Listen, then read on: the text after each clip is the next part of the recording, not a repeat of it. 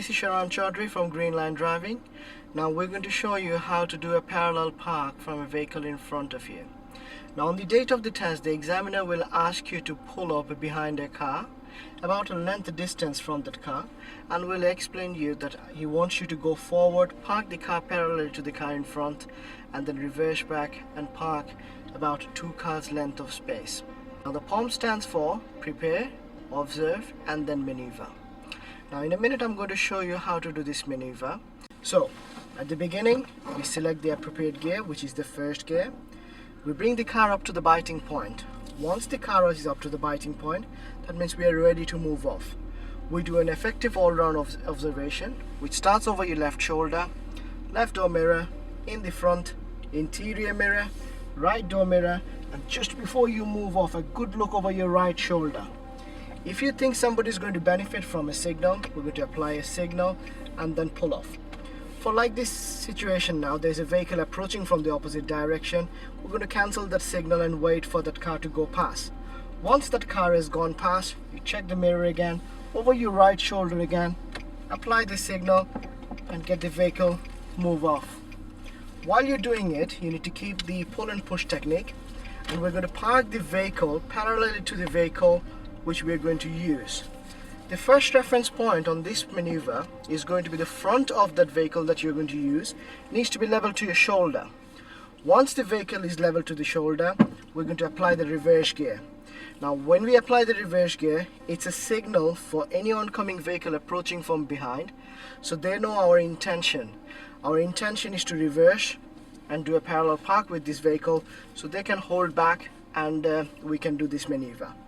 So once we apply the reverse gear, we're going to have a good look all the way around, effective observation, just to make sure that it's safe.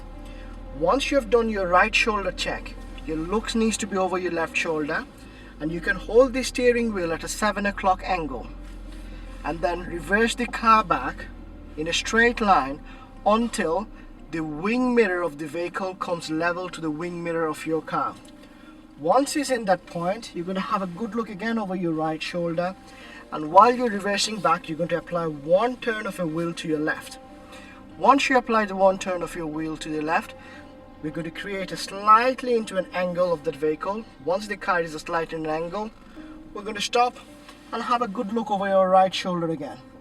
Once we checked our right shoulder and it's safe for us to continue, we're going to take that lock off that we applied just a little bit ago, and we're going to start reversing back using our left door mirror and over our left shoulder. Now the left shoulder is very vital because you need to see any pedestrian approaching towards you. If you see any pedestrians approaching towards you, you need to stop and give them the priority. Now when you are happy that as much you want to go back, you're going to stop, have another glance over your right shoulder, check whether anybody is coming from behind. If nobody's coming, then we're going to apply 1 more turn to your right.